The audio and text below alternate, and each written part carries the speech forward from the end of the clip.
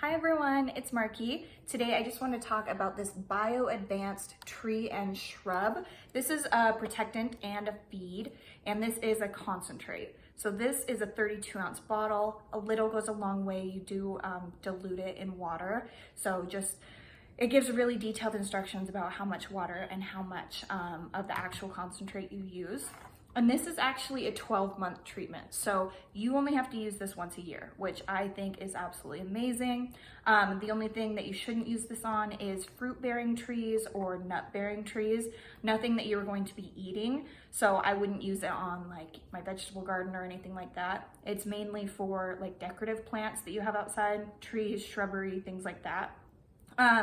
This does protect against insects.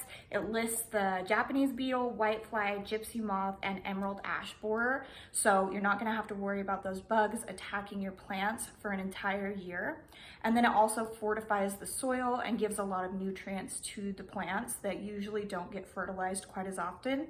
So if you are looking for something like this that's really going to help your outside shrubbery and trees, I think that this is a great product. So I hope this was helpful. Thank you.